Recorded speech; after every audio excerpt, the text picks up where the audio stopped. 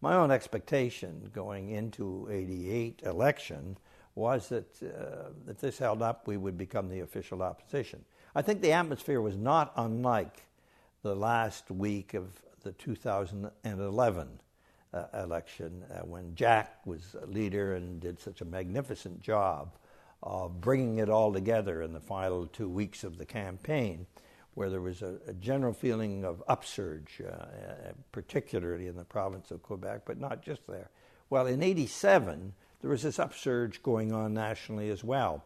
And we thought going into the '88 campaign anyway, and I certainly thought that this could bring us into the official opposition position, notably if we got a breakthrough in the province of Quebec. And I remember vividly sitting with my wife, Lucille, and Terry Greer, and my campaign manager, and other senior members of my staff, watching the results come in on election night. And when they came in from Quebec, I was devastated. I was really, it sort of was like a thump in the belly or something, because we had worked hard. We'd had, even in that campaign, we had the biggest rally in the history of the party in Montreal, but it didn't come through. And I had worked very hard with our friends in Quebec to build momentum there. And up till about the last 10 days from our own polling, which wasn't very sophisticated at that time, we were leading in, as I recall, 6 or 7 seats that we thought we were going to win. And if we had won those, I think I would have stayed as leader. Most Quebecers, unlike major parts of the rest of Canada, favored the free trade agreement. And Mr. Mulroney and the Conservatives were well aware of that, and they zeroed in a very targeted way on precisely those seats that we thought we were going to win.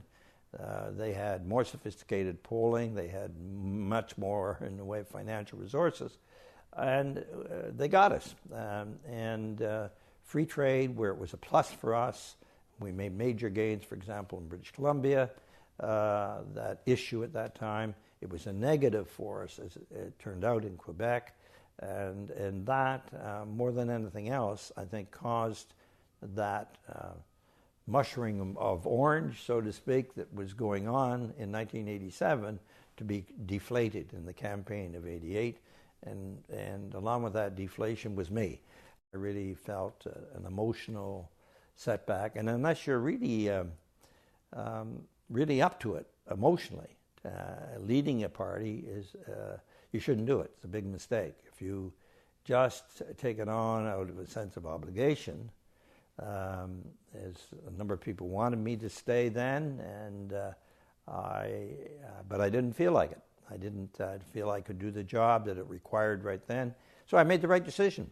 It would have been a mistake for me to stay. It was the Quebec setback was a big setback because Quebec is a core part of Canada.